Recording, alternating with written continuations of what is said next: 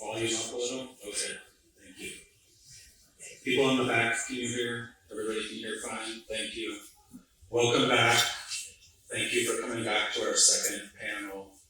I'm Derek from Converge 45, and welcome back to people on Zoom. I think we had our previous little situation fixed, so thank you for coming back.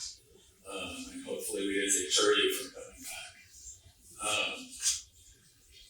I'm honored to be introducing this next panel, Indigenous Perspectives.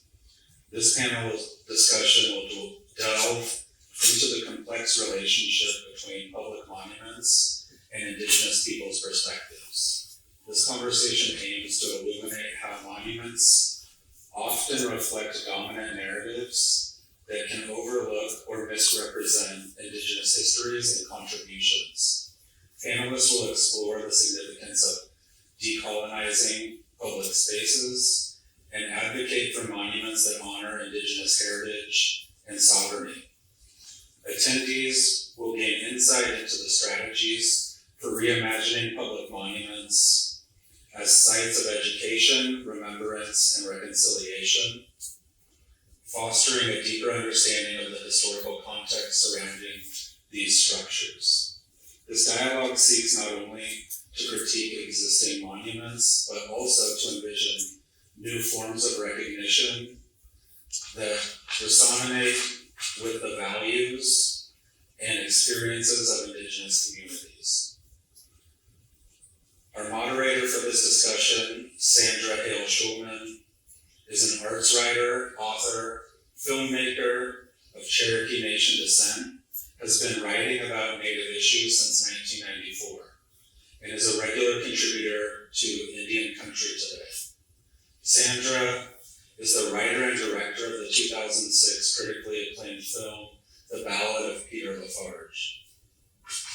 The untold story of protest of the balladeer Peter Lafarge, the first folk musician to give a voice to Native American issues, starring June Carter Cash, Peter Seeger, and Johnny Cash. She is the author of 4 books, including Honest Injun, Hollywood History, and The Great White Lie. Don't Tell Me How I Look Failing, The Ballad of Peter Lafarge, 2012. And From Cocopeles to Electric Warriors, The Native American Culture of Music. She's a recipient of the Woody Guthrie Fellowship and has contributed to shows at the Smithsonian National Museum of American Indian, the Grammy Music Museum, and the Museum of Modern Art in New York. Our other panelists today are Gerald Clark and Marie Watt. Gerald Clark was born in Helmet, California, is a sculptor, installation, and conceptual artist from the Kawia Band of Mission Indians. His work often reflects on and questions current issues in Native America and the United States, as well as his personal life. Clark's artworks have been exhibited at the Oceanside Museum of Art, Gorman Museum, Holter Museum of Art, Museum of the Great Plains, and many, many more, including the Palm Springs Art Museum. When not creating his own work or teaching art at Idlewild Arts Academy, Clark assists in running the Clark family cattle ranch and remains heavily involved in Kawia culture. He is also a frequent lecturer, speaking regionally about Native art and cultural issues. Marie Watt is a hometown hero, but also Marie is an American artist and citizen of the Seneca Nation and German Scot ancestry. Her interdisciplinary work draws from history, biography, Iroquois proto-feminism, and Indigenous teachings. In it, she explores the intersection of history, community, and storytelling. Through collaborative actions, she instigates multi-generational and cross-disciplinary conversations that might create a lens and conversation for understanding connectedness to place, one another, and the universe. Her work has been included in numerous museums country and world. She is the recipient of a Joan Mitchell Foundation Fellowship, a Harpo Foundation Fellowship, and the Ford Family Foundation Fellowship, as well as Anonymous Was a Woman Fellowship. I'm now going to turn it over to Sandra to take the panel discussion away. Thank you so much, Derek. Thank you for having us here. I'm thrilled to have Marie and Gerald on the panel. Really, two of my favorite artists. I'm just so happy you guys are here. So the interesting thing, when you proposed this to me, you have to think about it in a historical context and a larger context. And I literally had to look up, the meaning of monument as it is in the dictionary. A monument, the type of structure that was explicitly created to commemorate a person or event and which has become relevant to a social group or as part of their remembrance of historic times or cultural heritage due to artistic, historical, political, technical, or architectural importance. I mean, that's an enormously broad definition, and as Gerald and I were just talking about at lunch, from an Indigenous perspective, it is not, who did things, it's where things happen, and it's not done in chronological time. It all goes back to really the land.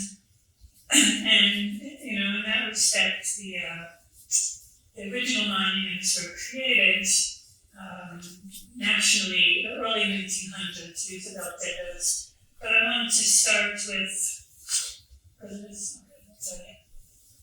so this is probably the most famous one. I thought maybe the second most famous one. I just thought this was a good example because there was, Mount Rushmore was done in part by this artist here. This is Korzak Ziolkowski. He was Polish. And this was a mock-up that he created at the request of Henry Standing Bear, who was a Lakota Sioux who was inspired by Mount Rushmore to create something similar. And he was a relative, a descendant of Crazy Horse. So he wanted to memorialize him that way. He couldn't obviously find any native sculptors to do this. So he turned to these people from Mount Rushmore, which is, as we know, contested. But he believed that the Black Hills, because of the spiritual significance to the Lakota people, was the only appropriate place. So he hired Ziolkowski in 1939. He thought it would serve to create cross-cultural understanding and then relations. He said, by carving Crazy Horse, if I can give back to the Indians some of his pride and create a means to keep alive his culture and heritage, my life will have been worthwhile. So Korzak arrived in the Black Hills in 1947. He worked on the project until he died in 1982. He's laid to rest in a tomb at the base of it. It's 10 times larger than Mount Rushmore, and it's still not finished. It's privately owned and funded to this day, which does not benefit the native tribes. This is taken last year, so this is how it looks now. Very interesting. So I grew up in Mamaroneck, New York, which was named for native tribes. I had zero relation to my heritage. My mother was part Cherokee out of Georgia, but I grew up in New York. So everything around me was named after tribes, but I literally had no relation to it. When I went to high school, there were some beautiful murals. These were Works Progress Administration murals from the early 40s that were commissioned by the government. And these were dedicated to James Fenimore Cooper, who was from Mamaroneck, who wrote Last of the Mohicans. So these were chapters and images from the story that he wrote. And so my first impressions, of these natives here were, they've got the tomahawks and they're stalking the colonists. And the women are cowering, and it's this whole drama going on. But these are actually really beautifully done. And the school recently was going to cover them up. There was an enormous outcry from the community, and they did manage to get saved. So that was my first exposure to native things there. So going on to what other might be considered older monuments is totem poles. Now, these are really just generally seen in the Northwest. They tell a story of a rich culture. and they've also been in museums. They tell the story about the individual it's commissioned for, stories of their ancestors, and a statement of clan identity as well. And I love totems. These are really beautiful things. So there's coming forward to, let's see, hold up. This is a newer one. This was done in 2014. This is the attack of the 50-foot woman. This is called Dignity of Earth and Sky. She's made out of stainless steel. It was designed by sculptor Dale Ramsey in South Dakota to honor the Lakota and Dakota people. The outfit represents motifs and colors found in women's dresses. There's a star quilt around the back. It lights up at night with LED lights. I think it's kind of beautiful. It hasn't gotten as much publicity I thought as it should have, but it's been up there for almost a decade now. So going back in 1906, though, the Congress passed the Act for the Preservation of American Antiquities. So this gave the president the power to declare national monuments on government land. In those terms, it was more natural features. So it was the land itself. So there was the El Morro, and there was Bear's Ears, and the Devil's Tower. These really gorgeous things, which also became part of the national parks. And in terms, these were also protected the animals. Roosevelt was formerly a hunter, but he turned around and realized the buffalo, I don't know if you saw the King Burns saying, tens of millions wiped out. They were down to, I've read something, less than 1,000 animals were left. And people weren't seeing them, so this was also a way to protect the animals as well, and bring the herds back, and the wolves, the buffalo and the wolves. So this I just thought was funny. This is from a column that I did. I didn't even want to show Mount Rushmore, everybody knows what it looks like. But this is a comedy troupe who did a big parody play called Between Two Knees. And the funny thing that these guys did, it was done by the 1491s. These were some of the people that have now come to prominence. Sterling Harjo in particular, who's the director of Reservation Dogs, and Dallas Goldtooth and Bobby Wilson. They were all members of this troupe, and they did this really funny play that's only been performed live. But they called Between Two Knees, talking about the political time between Wounded Knee and the Daybreak, 1890 massacre of Wounded Knee, and then the 1973 takeover that AIM took part in. So this is a parody on that, Between the Two Knees. So I wanted to show that. It's pretty funny. So talking about things, living monuments, this is Brad Kalhammer, who works between New York City and Mesa, Arizona. He was, strange background, he was born on the reservation near Tucson, apparently the parents were forced to give him up. He was adopted by a German family, the records were sealed, he's never been able to find who his family is. So over the years, he wanted to create his own world. He calls it like a third place that he can exist in between, his indigenous heritage and this German family in the white world he grew up in. So this was something really amazing he did. He figured out how to do casting. The super catcher, this thing's actually really large. So he called it super catcher the hard weave. And it's made out of aluminum and it has bells and things attached to it. So this is meant to be outdoors. It's a really hard, sturdy metal thing. So I really love this piece of this. So I've been doing this column highlighting Indigenous artists for about 2 years now for New Country Today. Rose Simpson has been very active. She is out of just north of Santa Fe. And she's been doing really great monumental work with figures, very personal. They tell stories with symbols, and she makes clothing and these elaborate headpieces. She makes multiples of them, her clan, her tribe, she calls them. Really great work that I think is monumental. Maybe you can't see this so well. This is a story I did in Wendy Red Star several years ago. She had a piece in the net, one of these large, parody photographs she did of the Indian maiden, and she's got blow up deer and the fake snow and all these ridiculous things. But Wendy did get the lots off. She just won an MacArthur Genius Grant just last week from Mr. Leonardo. So good for Wendy. These are some pieces by, talk about monumental sites. These are by Eric Paul Reach, who's a Dene sculptor, and these are soft fabric sculptures, blown up jewelry. He calls them big earrings for guys. And they're as tall as this here. They're several stories high, some of them. They're really terrific in person, obviously made for museums, because they're just so big. So there's some monumental fabric work. Okay, this is Nicholas Gallinan. He did a piece called Never Forget that was at Desert X a few years ago.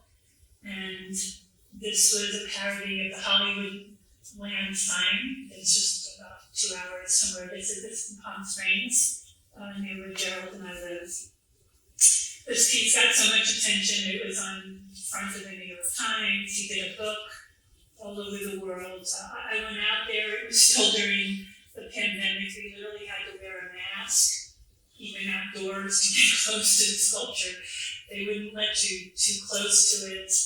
What I thought was fascinating was there were ravens had taken up residence and all the scaffolding behind these letterings. So there were tons of ravens flying around it, which was really fun. And this is Desert X. I don't know if anybody knows, it's every 2 years. They do it in Palm Springs. Gerald is exhibited there. They always have some Indigenous artists, and you're on the board as well, Gerald, right? For Desert X? No. You're not on the board there? No. Oh, okay. Anyway, they have been pulling in a lot of native artists this year. I think you told me he was going to be in there next year, but I'm not going to say in case we're not supposed to leak. So. This is another piece that Nicholas did. This just got taken down in Brooklyn. This is called In Every Language There Is Land. He made this out of the same materials as the border wall that's along Mexico.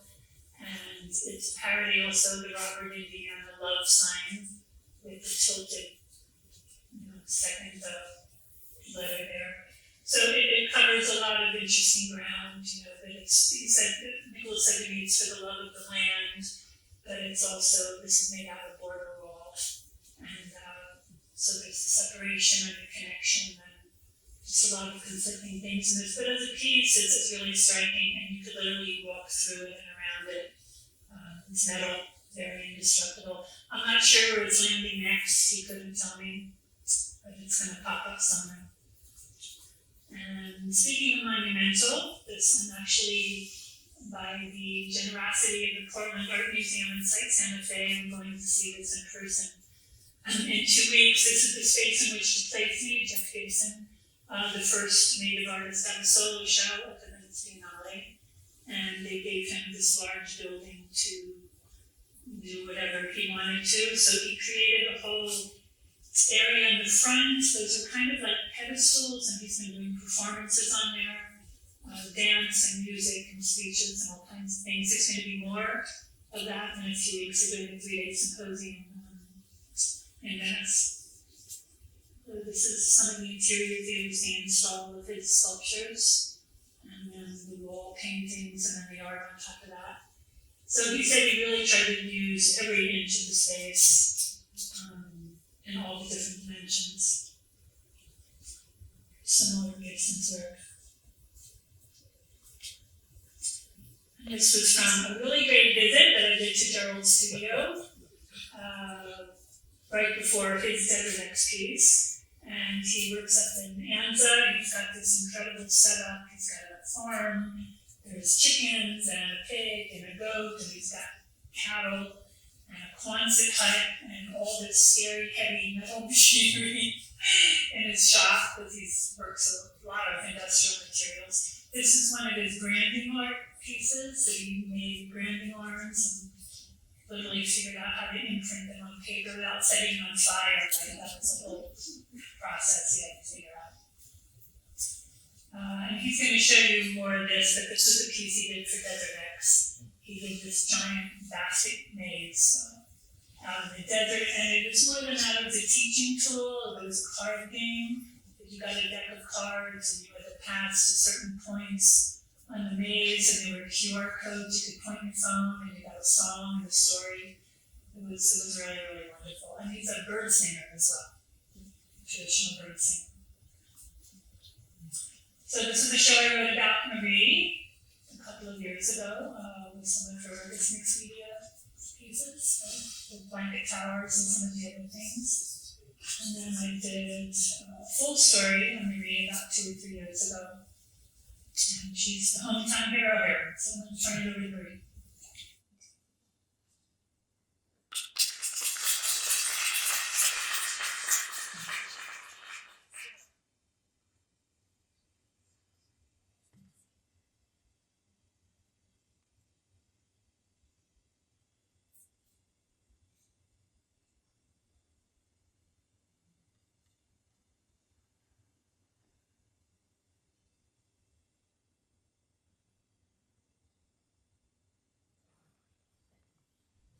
So I could start out and do some karaoke while we wait.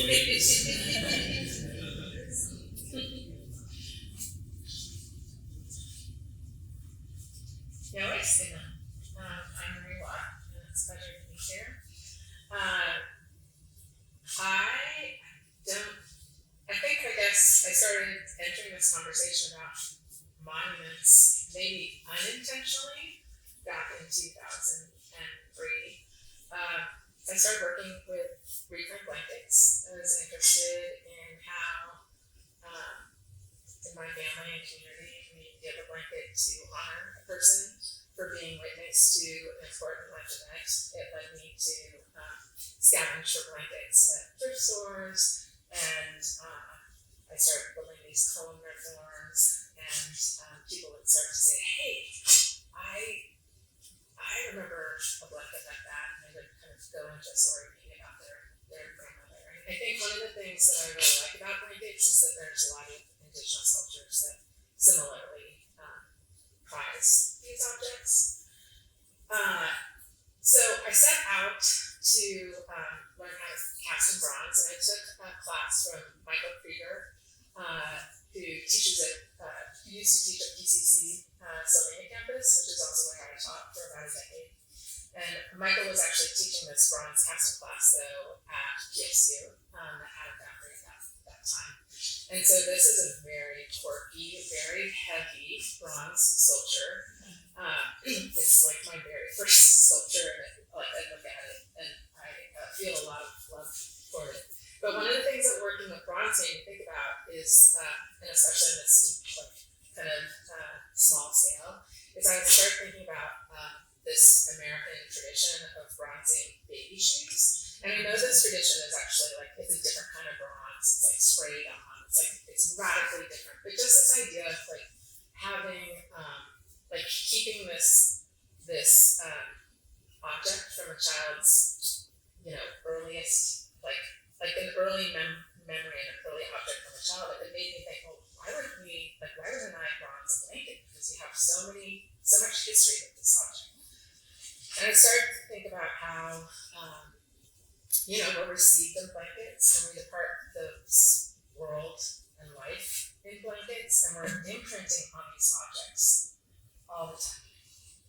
So in 2014, I had the opportunity to work with the Tacoma Art Museum, and I was invited to do outdoor sculpture, and it led to this website.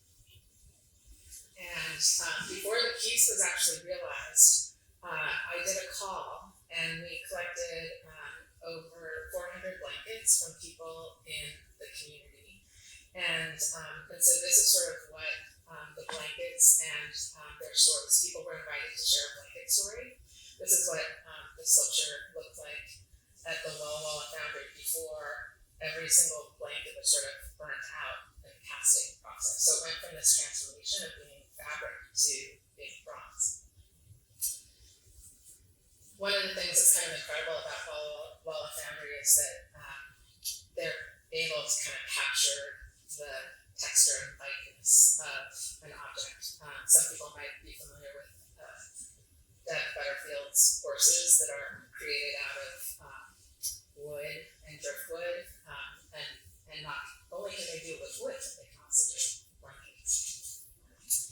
So one of the things that I want everybody's stories to be visible, or people to have access to them, and so as you can see, we added numbers to each blanket, and then a person could go to a website to learn about that blanket story. And this is one I particularly love. Brenda, my wife, was possibly the worst quilter in the world. However, she made this small quilt several years ago to remind me of home. I probably used it on a long series of cots and bunks in Kuwait, Iraq, and Afghanistan, on multiple deployments from Fort Lewis as the defense contractor.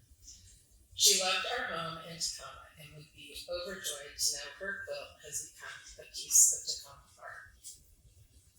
So this project is called Blanket Stories, Transportation Objects, Generous Ones, and Track. And I think one of the things that I really enjoy about working with this humble and commonplace object is that it allows for a bunch of people's stories to intermingle. One of the things that is important to know about this piece, like actually if you're on the hill looking down, it sort of creates this X, and then I feel like from the profile, it starts to create this like O.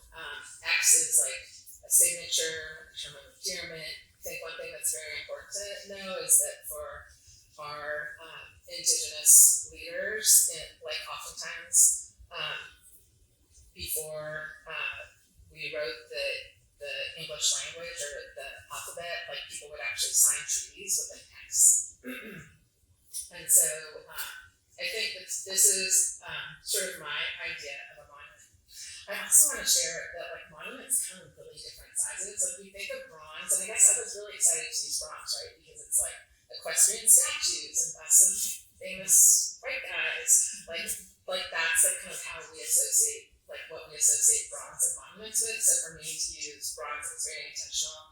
The blue is actually this like safety blue color that's used for roadside attractions, roadside signs that you see when you're on a highway. I was talking with a studio assistant about this talk, and she was telling me that one of her favorite monument pieces is this piece that's like attached to a necklace, and it's actually just a little spool.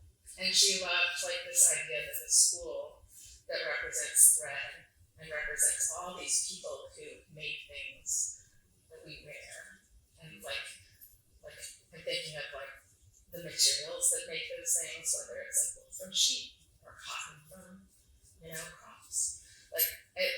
And so I think it's really important when we talk about monuments to like just, and when we talk about rethinking monuments, that like they can come in all types of shapes and sizes. And anybody who wants to feel this later on, you're welcome to come up, because I think the other thing that's really great that I love about this bronze spool is that it like actually has like a lot of weight to it. And so like it feels, like there's something about that, like you're reminded of it's important because of the way how it feels in your hand. Another piece that kind of got me thinking about monuments, I like to really research a lot about different places, and I was invited to do a project at the Block Museum, and this piece is called Placeholder. And I was researching the history of Indigenous people in what we now refer to as Illinois, and I think it's sort of fascinating that there's not a federally recognized tribe in Illinois, and yet there's a lot of water. And one thing that I will tell you about Indigenous communities is that if there's a lot of water, there were a lot of plants and like trees and animals, and the water also serves as like a super highway for getting our community from one place to another to have trade. And so I was reading this story by this writer named John Lowe, who wrote about the Potawatomi presence in Chicago, the historic presence of this community, and he kind of talks about how that they're like the urban Indian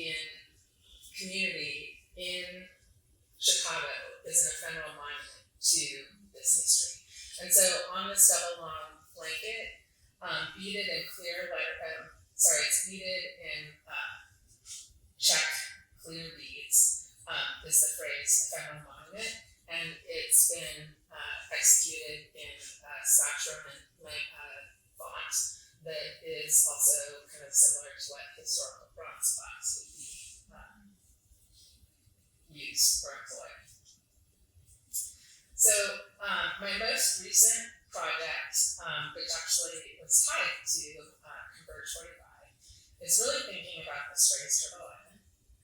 And one of the things, I have a friend who saw this image, and he said, oh yeah, like a bead can be a piece of tape, it can be a glass bead, and it even can be like neon, right?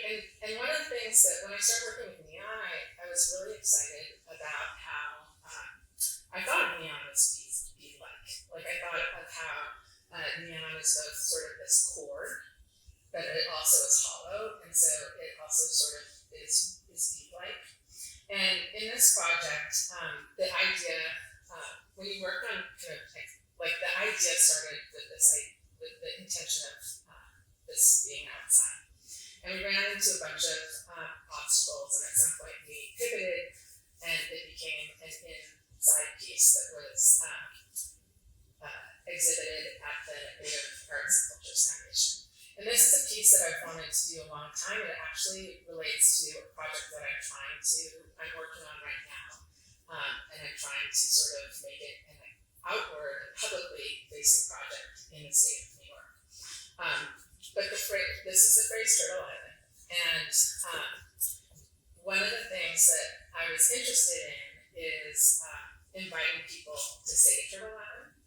And if you don't know what Turtle Island is, it doesn't necessarily matter to me because I think it's sort of a poetic phrase, and maybe it will sort of like spark or tickle your imagination, and it also is an opportunity for people to maybe pick up the stool and like take the time to learn about what Turtle Island is. And as an Indigenous person, as a Haudenosaunee person, I think that it's very affirming to have people say something that is important to our communities, and then incredibly liberating not to have to be an educator and tell people and explain to people about the story of Turtle Island. I'm also really interested in how this word, and especially expressed in neon, how there's an opportunity for this call and response that might happen. That doesn't only happen, I suppose, when a person sees it and maybe looks up and learns more, but if you take a selfie with it, put it back out into the world, that is part of the call and response. I always imagined that when it was externally facing, that it would like talk to the hills, and it would talk to the water, and it would talk to the sky, and it would talk to animals, plants, humans. I wonder if by learning what Indigenous words and phrases mean, if we might steward this place that we call North America, and for some people the planet Earth. Can it change how we relate to one another and care for one another? And so just a little bit more about this particular piece. It also had a public call component, and I invited people using social media to, especially Indigenous people around the nation, to send in anything they want that like kind of connected to their story or that of their community. And so one of the things that happens when you move close to this piece is you start to see things like this. I think Gerald was saying that he's sort of loves the behind the scenes stuff, and I do too. I shows one of his behind the scenes things that I was sort of geeking out on. But this kind of gives you a sense of like this sort of wallpapering that happened in advance of the neon being attached to this piece. Another thing that actually happened in this space, I'm going to tell everybody my dream project while this runs. My dream project is to do something with the Native Arts and Cultures Foundation. There is and I guess I have different capacities, but there's something specific. Underneath that building, there is a creek, and some people call it Asylum Creek. And because it's this old laundry building, the creek actually used to help generate the steam for the laundry, the steam engine for the laundromat.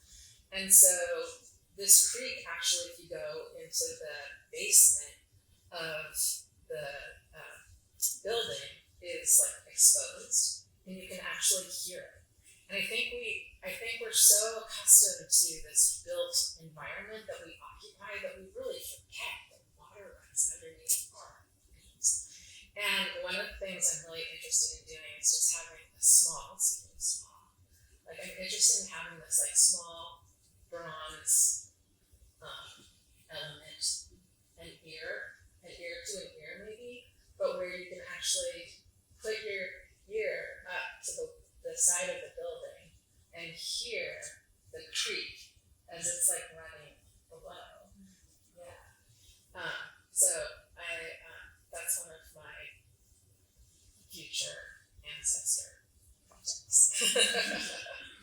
I think that I want to make sure Gerald has plenty of time, although there is a very funny part in this like setup. Some of the paper also on there, by the way, I'll just share a few more things. Some of the paper included this prints that I printed with Maloney Printing that's also located here in Portland, Oregon. And it's like the text is mother, mother, brother, brother, sister, sister, father, father, grandmother, grandmother, grandmother, grandmother. And it really like is connected to my interest in Marvin Gaye and the song What's Going On. And I started to realize that in that song, like the call would continue, and it would continue to include auntie, auntie, uncle, uncle. It would include sky, sky, dear, dear, water, water. And like it for me, it again is not just connected to this long history of call and response, but it is about having an urgent message and saying it twice in order to cast it further in space. It is also about calling back to our ancestors and calling forward to future generations. And so with that, I'm going to hand it over to Gerald.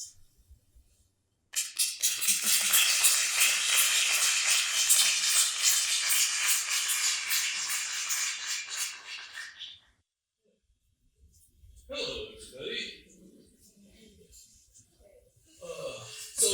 I'm Gerald. First, I want to start by just saying that I'm honored to be here. I want to acknowledge the many Native communities that have called these lands here around Portland their home, and it's a beautiful place. I'm happy to be here. The panel is called Indigenous Perspectives, and I want you to understand that perspectives is plural.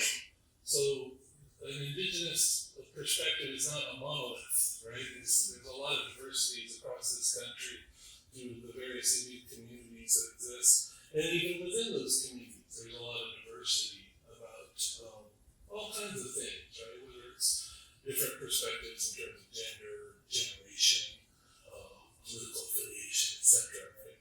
So, I'm just going to present some things that I've been thinking about. And I'm really pleased to be here with such honorable people. And, I've been thinking about monuments for about 30 years. So, when I got this opportunity, I was very pleased. So, right out of grad school, I was thinking about monuments. And I started my first kind of real big body of work I called the Monument Series. And what it was, these are kind of mini monuments. And I was teaching art history at a junior college at the time. And there was, you know, those ceramic places where you buy the stuff already cast and then you glaze it. And, you know.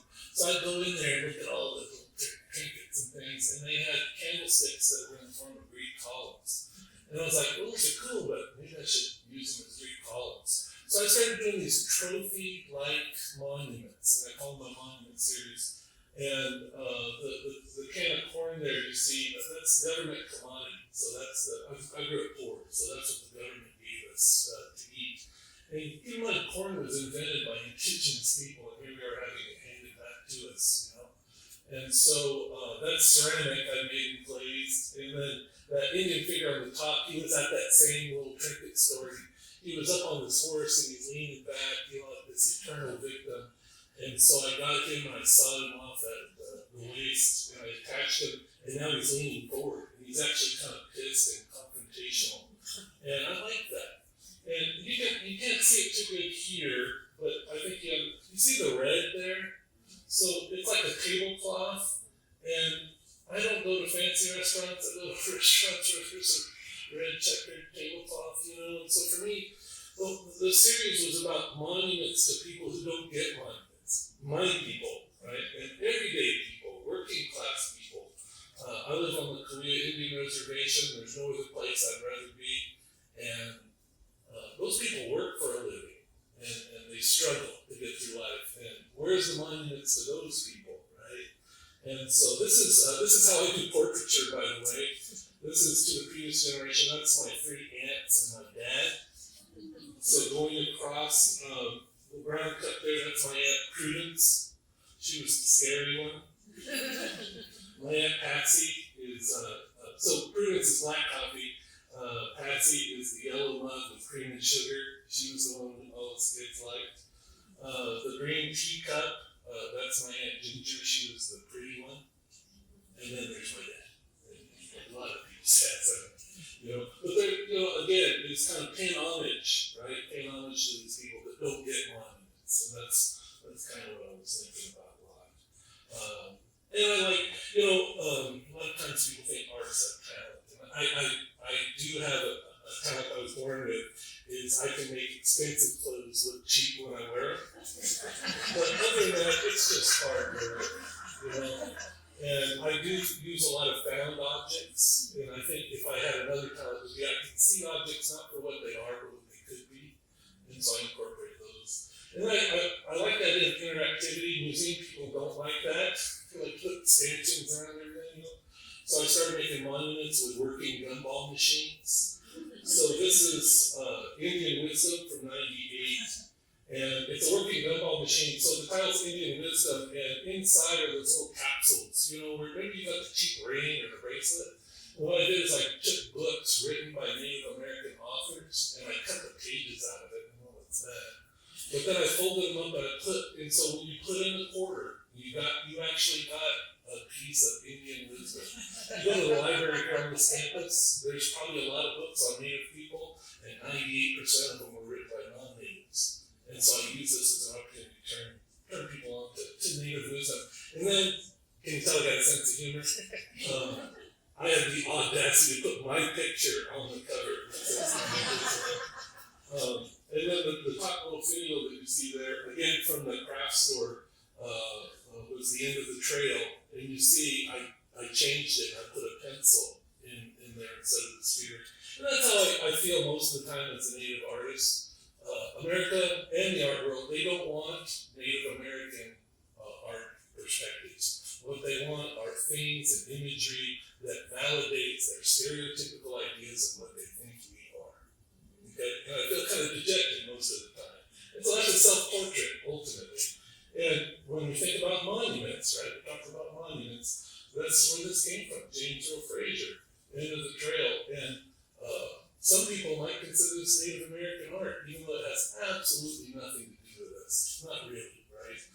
The narrative, right? The dominant culture's narrative is that we weren't supposed to, this 21st century, we weren't supposed to be here. And, you know, I tell my daughters that, you know, it's a dark history. The earlier panel, that was a really awesome panel. There is a dark history there, and there's a weight there that I carry through life, and I carry into the studio. And it doesn't need to be swept under the rug. And, you know, Deborah Miranda is a California Indian. She wrote with Bad Indians, and in there, there's a passage, she says, erasure's a bitch. And yeah, right? And so the monuments that have been made by this country have done a good job of erasing our presence and our history. But at the same time, we saw in the last decade or so, we saw these monuments being torn down, right?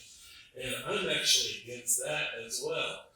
The University of California, Berkeley, their anthropology department was named after Alfred Kroeber, who was an anthropologist in the bulk of the 20th century that was really a damaging figure for California Indians, and so they named their anthropology department the building Kroeber Hall, and they changed that a couple years ago, and I was against it, because that's a form of erasure too. If they're going to change the name, what they should have done is put a big plaque inside the building and explain why it was changed. I don't want America's racist history to be erased. I want them to remember where we've been, because if they don't remember that, then we're going to return to it. And cultures ebb and flow. I think another major element I wanted to include was the fact that nothing lasts forever. I find it humorous that the common culture thinks we're going to do a monument and it's going to be permanent. It's like, what does that mean? You know, and it's just a matter of time before perspectives change, right? And that's what's happening now. That's what's going to be happening 50 or 100 years from now too. So I think about these things when I'm in the studio. This is called Manifest Destiny. This is over at the Idle Tour. And there's those little capsules in there, and it's all dollar bills. So you put in a quarter and you crank it and you get a dollar bill, right? Well, of course not. This is Manifest Destiny. So basically I'm ripping off the viewer and I'm letting them experience what God wants me to have recorded. Just like they justified taking of the land or what have you. And you see the American flag designs on it. It was real heroic and real nice looking. And so I think about those things a lot when I'm in the studio. And so this was all a series I did in the 90s, and I just recently returned to this concept of monuments. And during COVID, I traveled around California, pulling my camper, and I was camping out all these different places. And I would stop along these highways and see, these roadside historic monuments. And in my classes, I teach something about what we call firsting and lasting. And there's these monuments that say, this is the first schoolhouse in California, right? Do you understand what that's really saying? That there was no education before the settlers came here. Well, of course, that's ridiculous, right? And then when it comes to Indians, this is the last stand of this tribe. This is the last community. Still here, right? So I think about those things a lot. So what I did, this is a new series called To the Next Generation. And I've done a series of fake roadside historic monuments. And I installed them around the town of Breckenridge, Colorado this summer. This is a town that prides itself in its gold mining history, right? I know a little bit about the gold rush that happened in California. So I learned about their history and responded to it. And I made 6 of these fake historic monuments. And what's important to know is everything on them is fake. That's fake stone, that is fake bronze. It's actually plywood and plastic lettering that I've made that look like bronze. And I want people to question. The history that they know. And I'm not teaching UC Riverside, Scotland Riverside. And I don't know if you know the television show Catfish, it plays on MTV. We were all catfished. We've all been catfished when we were sitting in U.S. history class. We were sold a diligence that doesn't actually exist, right? So these monuments. So this is one of those fake plaques, and it says "Whitewashed History Revealed." It says, "Did you know that gold miners in the 19th century were not just bearded white men? Gold miners came from a variety of cultural backgrounds. It included black freedmen, former Chinese railroad workers, and many others. Whitewashed history deprives us all of the rich history of this land." So none of that's fake. All that, the message is real, right? But I want to challenge people in what they think they know. When I say gold miner, right? You remember Scooby-Doo? Remember that? The miner 49er? The white guy with the beard, the pig, that's a stereotype, right? And it's robbed us of our full understanding of American history. Here's another one, and I set them all over town, yeah, I had a good time. This one's entitled Toxic Masculinity. It says Toxic Masculinity in Indigenous Cultures. Ute women, by the way, Breckenridge is traditionally in the Ute tribe's territory. It says, Ute women traditionally walk behind the men. This is not a position of subservience, but illustrates the importance of protecting the women of the tribe from harm. Like many indigenous tribes, the Ute respect the life-giving power and importance of women. Right? And so I want to put that out there because people are ignorant about our histories, because it's been erased, right? And I also want them to question when you go around this city, you see these historic monuments, I want you to question them. And while I was, this was like a 6-month project, while I was working on the project, NPR, Sunday Story, did a big story about the fact that nobody's bothered going around and fact-checking these historic monuments. And the Daughters of the Confederacy in the South, they're putting stuff out left and right, and nobody's bothering to say, is this real? Right? So when they see my fake ones, then when they see real ones, I want them to, is this real? Is this right? Instead of just accepting it as being real. And so again, we go around town, I saw 3 dogs pee on them various times. I was really happy that a lot of people didn't think it was art. I don't care. Okay, that's not my point. Right? I wanted them to engage with the piece and begin a conversation. And I had sometimes they would get scratching their heads. They would read them and then they would think, and then they're like, is this real? They would physically touch it, which is pretty interesting. And then a couple of them, I did this. I projected future on these monuments. So this is desperate recognition. On the spot, on March 30th, 2051, following the devastating Copper Mountain Fire of 2048, Colorado Governor Shonda Jones, accompanied by U.S. Interior Secretary James Grable, deeded 10,000 acres back to the original caretakers of these lands, the Ute people, in order to restore the health of the local ecology. And so people would, and then they would double take, and so one of the questions earlier was, where do we want monuments, where do we want to see ourselves, in the future? And so these are some of the things that I did on those works. And, just some other things. I've done some large scale works. This was out in the desert Joshua Tree. I did 500 flags. They asked me to come up with a proposal for a site specific work, and I chose a dry lake bed that dried up 1,000 years ago. And so I did 500 flags. They were all printed with the prehistoric fish that would have been in that lake 1,000 years ago. So when asking my ideas, I want to put fish back in the lake. And I think it represents an indigenous idea of time. Again, Sandra and I talked over lunch, and for Native people, when something happened is far less important than where it happened, because we are connected to the land, right? And so the best thing about this project too was the fact that 6 weeks after I installed it, we installed it, and we never knew it was there. And I think that's an amazing monument, as opposed to thinking my ego, allowing my ego to take over and say that, this is all about me. And then this was the Desert X piece that Sandra showed. The large, I come from basket maker people, but basket making, as a man, I'm not allowed to do it. It's a gendered art. And so I do sculptures inspired by the baskets. And you can walk on the design, so that's like 100 feet across. And it's like a giant game board, like Trivial Pursuit, and I came up with game cards where it tested Americans' knowledge of indigenous history, and so most Americans cheat. And so there's a kind of a far out view, you can see how it sits in the desert. It doesn't stick out like a sore thumb. Because who am I?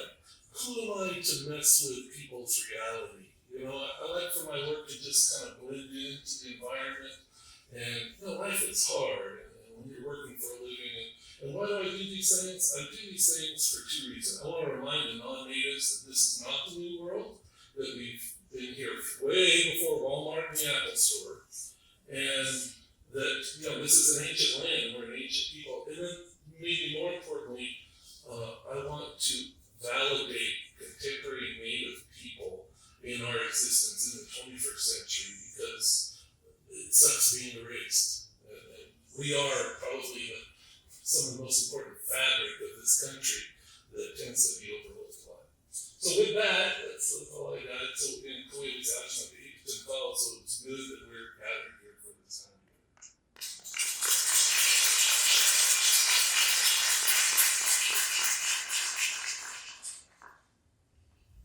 We have a few minutes.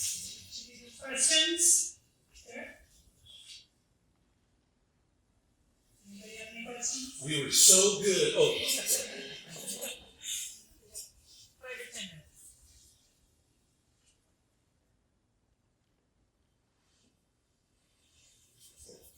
Grazie, thank you, panelists. Quick inquiry. So, what role do you guys feel performance plays with monuments? It seems that there's this moment of activation that tends to happen when an audience shows up. I'm just sort of curious on your thoughts on something that is usually considered very object-based, but then requiring audience.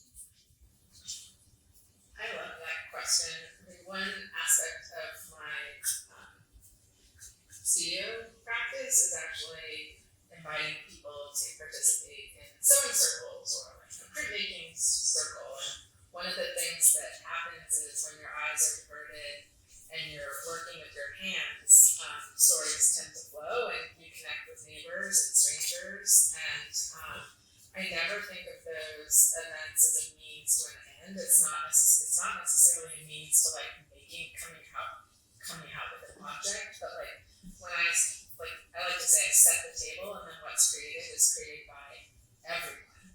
And that's like what we walk away with. So like that's one example of maybe something that's sort of performative. I think storytelling is performative. Do you have anything to share? The video earlier, right? I do similar things. I don't like for art to be hidden away, and I guess as far so my studio is on the reservation, and my cousin will drive by, and her kids will be hanging out the back of the window or whatever. And this is red, so nobody's buckled in. And my cousin told me, she says, "What are you guys doing?" And her kid said, "I wonder what kind of weird thing he's making now." I love that. There's, I wish I would have been exposed to that as a kid. Someone who's making something for expressive purposes. And so I do like to pull that curtain back and show how things are done. But like in my most recent monuments, I think about the viewer a lot because I want there to be interaction and communication, And so the gumball machines, as well as those, it's the viewer who's the performer. I like to think of that they're involved in the making of the work. And I believe it or not, I don't like to be in the forefront. I like to be kind of in the background. So I tend not to make myself known. Gerald, I have a question for you. Okay. Did you cite your monuments with or without permission? So the city of Breckenridge actually paid me to make those. Right? And so it was kind of it was with permission. But I just finished a proposal. I want to do a statewide exhibit of those state monuments, new ones. See, I could take the plaques off and put new plaques. I could take them anywhere. And so my idea is 10 to 20 of them up and down the state of California on or adjacent to tribal lands. And my initial idea was to actually just pull off the road, put one on a turnout, and just leave it, take off. So that'd be fun. I like that. Really kind of I think we have time for one more question.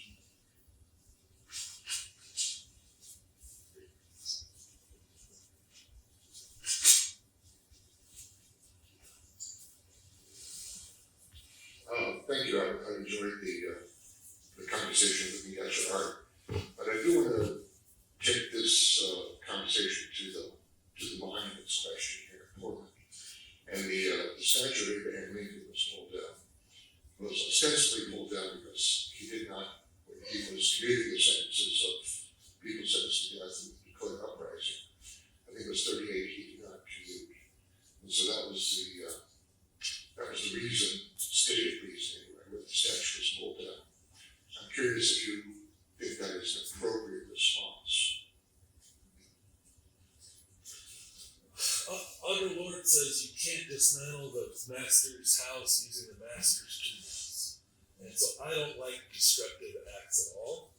I think that they could be, those kinds of monuments can be stored away and then brought out to remind us all of this history, this ugly history. So I don't like destruction at all, right? It doesn't mean, and I don't think it should be celebrated. And then also I would say Monday, Indigenous Peoples Day, right? Used to be Columbus Day. I hate that. I hate that Italian American people who had an opportunity to celebrate their culture should have that opportunity to celebrate their culture. Why would we pit two different populations against each other to compete for that day? It could have been another day we renamed. Columbus is a horrible guy, by the way. But we could rename that day, but why pit Italian Americans against Native Americans? That's typical American conflict resolution, which is resolution through conflict, and I hate it. Just one more. Thank you so much for your work and for your talk today. I have a question, and kind of going back to the projects as people who are so rooted in the land and place, when you're going into another community to work with Breckenridge, how do you approach that project to consider where you're working if you're working outside your home? Well, so I went several trips up to Breckenridge before I installed the work. I went to every one of their culture centers, their museums, learned as much as I can. I read books and things, talked to people, and so you have to do it. You have to do it from the right place, I think. And it's really fun. Yeah, I had a blast offending people with my art, like when I was 15. It's really easy to do. It's not challenging at all. Oftentimes I make art that's offensive to myself because some things have to be said, And so you have to do it from the right place. You have to do it. I may not sound humble, but I try to be very humble when I approach a project, and I'm very suspicious of my own motivations, and I question myself all the time. Why am I really doing this?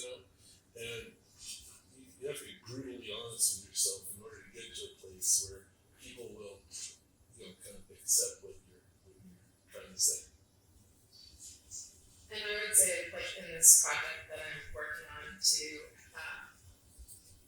erect Turtle Island neon sculptures in the state of New York, I'm working with the Forge Project, and I'm doing actually in a couple weeks a gathering that will include Seneca scholars, artists, thinkers, so like Peter Jemison, Jeanette Miller Jemison of the Seneca White Corn Project, Jamie Jacobs, who's been working on a project with the Rochester Museum of Art, and others. And so I think that I'm really interested in how the conversation about Turtle Island relates to food sovereignty and how it relates to land. So actually we're also working with this woman, and I'm going to forget her last name, but this woman Renee from the Stockbridge Muncie community, who we're also including. We're having a conversation with Stockbridge Muncie people, in part because the Forge Project is involved in Stockbridge Muncie land, and so it's an opportunity for like tribes that have ties to the state of New York to be part of this exchange and conversation.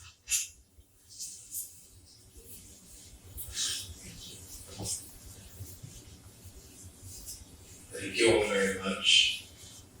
I'd like to invite everybody in here to join one of our next breakout sessions after this, and to thank Sandra, Marie, and Gerald for participating and sharing so much in this